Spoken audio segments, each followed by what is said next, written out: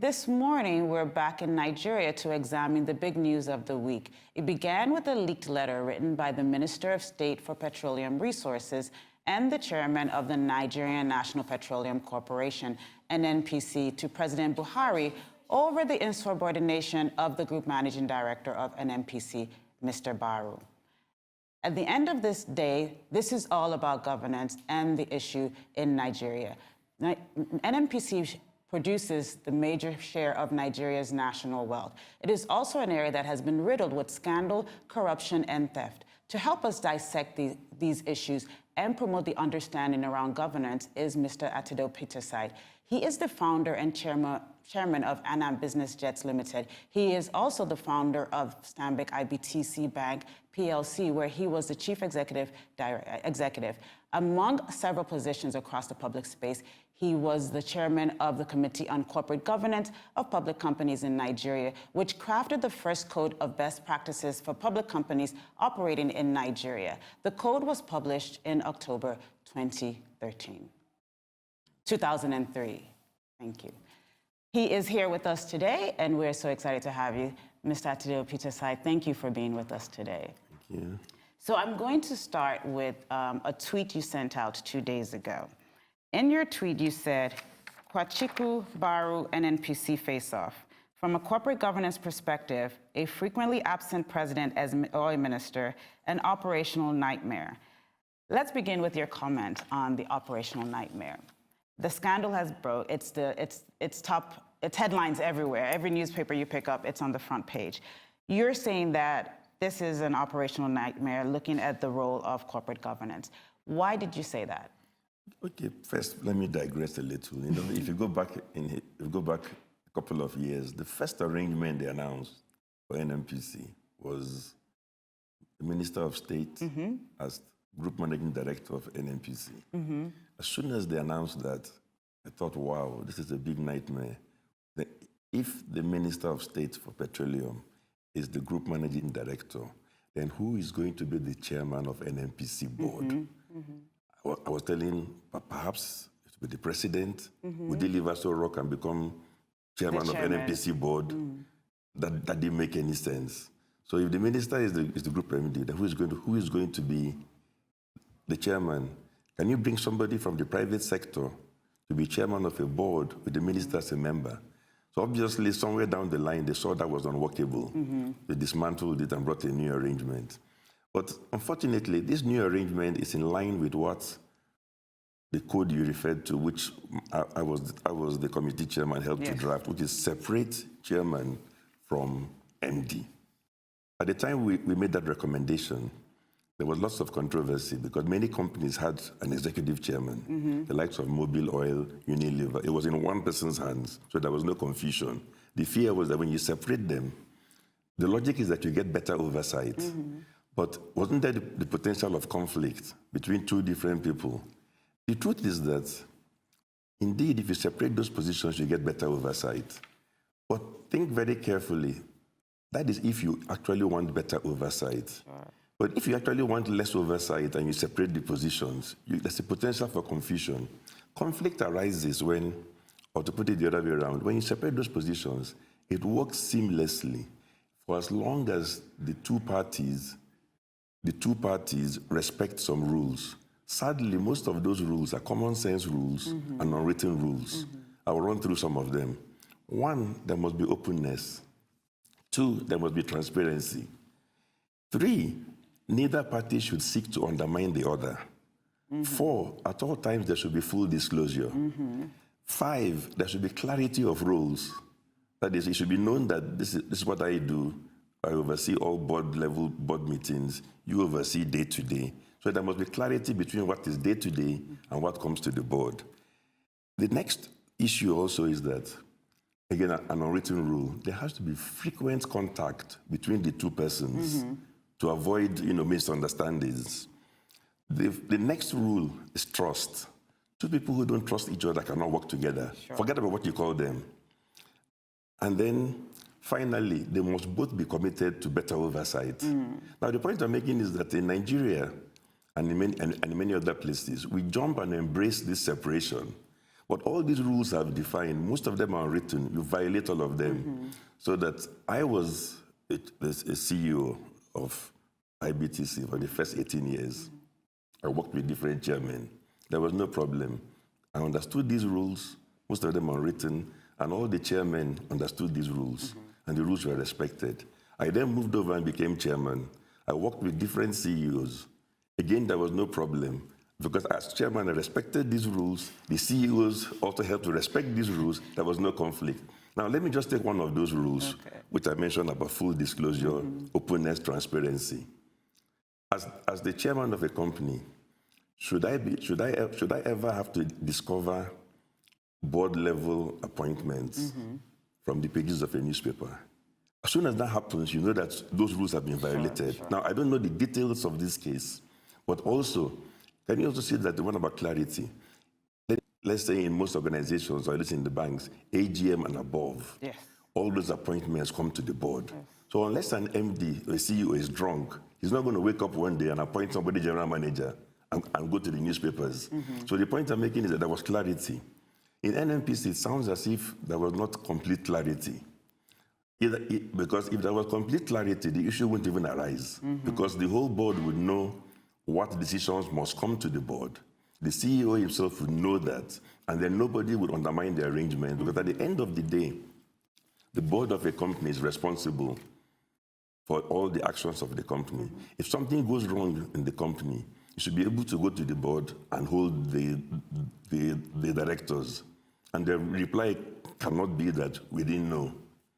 So, okay, so when you sent this tweet out about it being an operational nightmare, and then you've also restated that even just hearing the announcement from the beginning, it was very clumsy.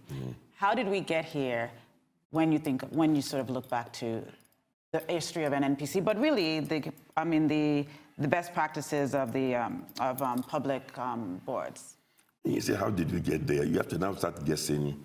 What were the intentions? What were people trying to achieve when they made these arrangements?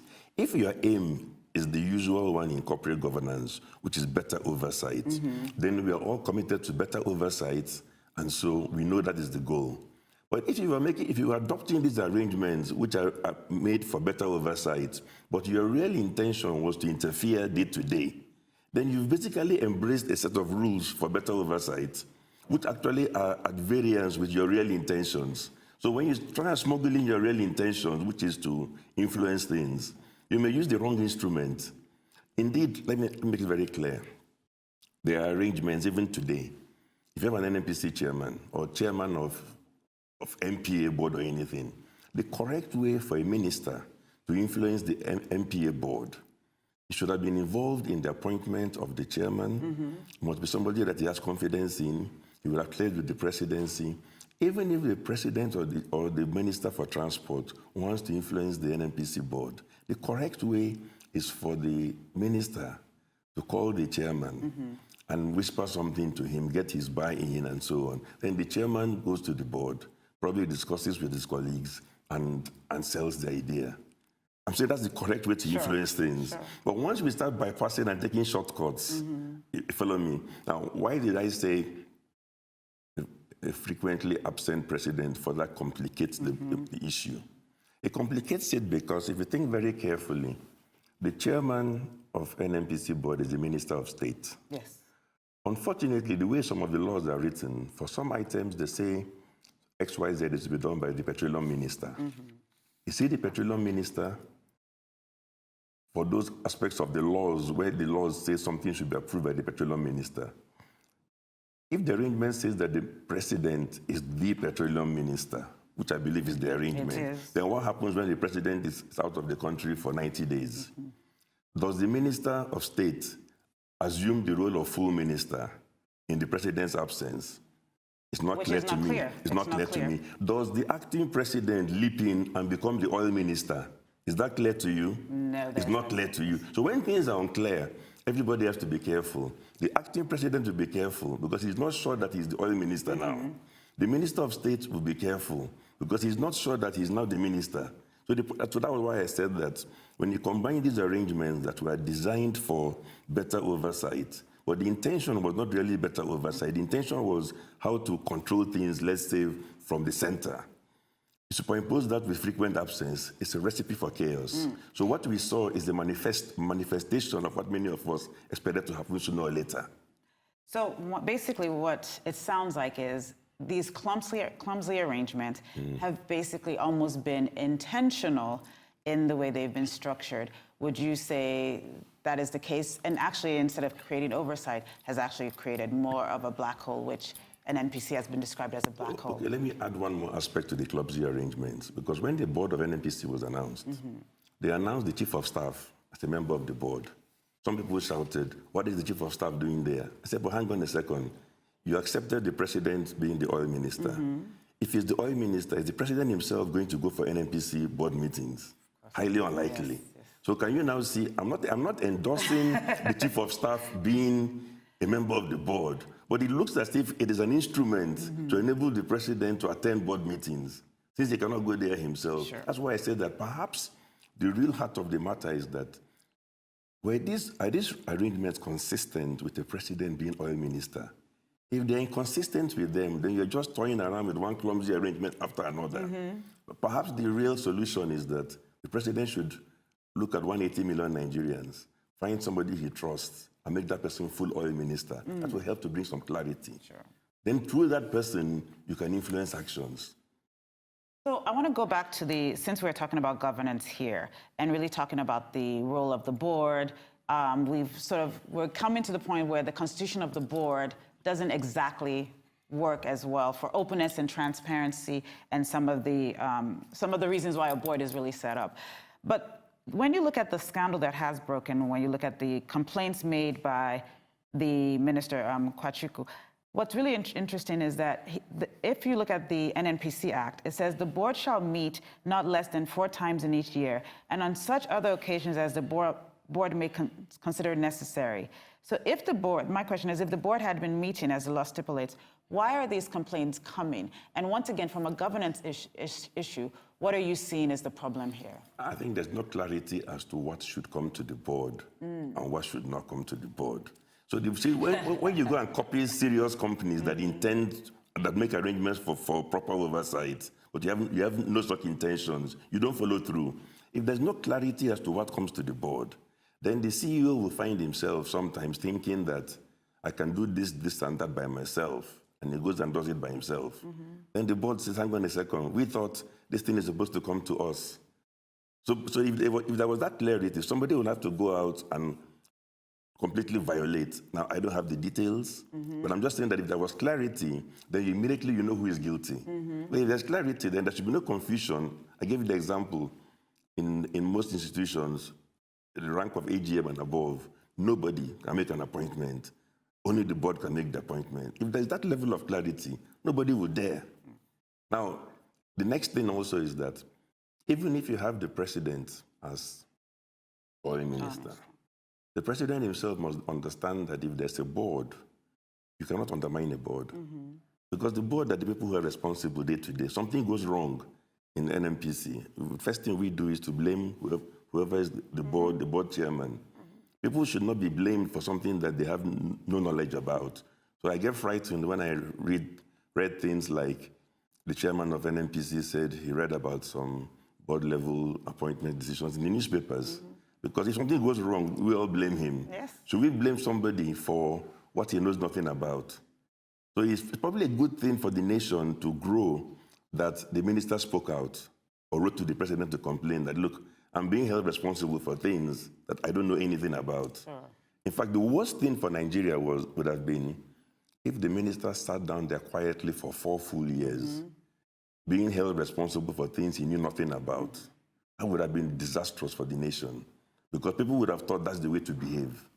So I'm not taking sides, but I'm pointing out that I think whenever you put a serious human being in a position where he might be held responsible for things that he doesn't know anything about, he should either complain or let you know there's a problem, which I think is what has happened. So one of the main things in any corporate board is fiduciary responsibility of the board. When it comes to NNPC board, Nigerians feel the NNPC board is not responsible at the end of the day. If you look at the past history, scandal upon scandal, what from a governance perspective, how can we actually hold NNPC board accountable? Yes, okay. Like I said, there has to be the intention to embrace transparency, the intention for better oversight. With NNPC board historically, I don't mean this government, the intention was not better oversight. The intention was to create arrangements that make it possible for Aso Rock or the Villa to dabble in NNPC issues, Yes. especially juicy issues like awarding contracts, Yes. influencing things. So my point is that if somebody begins with an intention to undermine the board and to dabble, then you're asking me, why are the board arrangements not working? The past governments that set them up with the intention of undermining the NNPC board, because that's where the money is. So the president is the oil minister. We've just said that NNPC is set up basically, essentially, so people could have discretionary power over awarding, doing anything they want. NNPC the board is not really set up to work. With the president as the minister, do we want to say basically that the president shouldn't be the de facto oil minister? What I would say is the following. See, people, it's an old trick in Abuja, and it's been there, believe me, for past governments.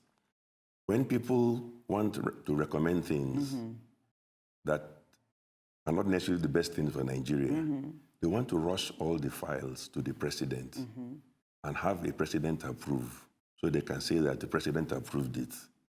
What you should actually do is to empower people as a president, which means I'll say, Biola, you're the minister for this or minister for that. Don't come to me for all these items. Only come to me on one or two items. Everything else, do what is best for Nigeria. Take responsibility, approve it yourself. But if you approve the wrong thing repeatedly, then you know you're fired. It's sometimes in corporate governance, less is more or more is less. Let me explain. If you have an arrangement that brings 1,000 files to a president's table for approval, the more files you bring to a president's table, I put it to you that the less the president knows about the contents of each file. Do you accept that? I can accept. I said I repeat, the more files you bring to a president's desk, the less the president knows about the contents of each file. So therefore, many bureaucrats in the presidency, ministers and all, want an arrangement where 5,000 files come to the president's table. The reason is that they've made funny recommendations which they hope to get through and get the president's signature. The president should reverse it and say, hang on a second. An arrangement that brings 1,000 files to my table, every board appointment, even every minor cop, everything, doesn't make any sense. Pack these files away, define some rules, empower them to take decisions, and only come to you for the critical things which you define. That's why I say sometimes more is less. The more files that come to your table, the less you know about the contents of each file. Every CEO knows that. You understand me? Conversely, so I say sometimes also that less is more. So I'm just saying that the less files that they bring to your table, which means they're only bringing the big issues to you, the more you're actually in control. Sure.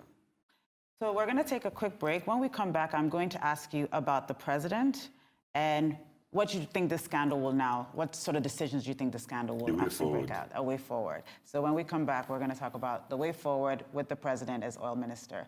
It's time now for a short break here in the morning show. When we return, we'll talk more about about the way forward for NNPC. Thank you.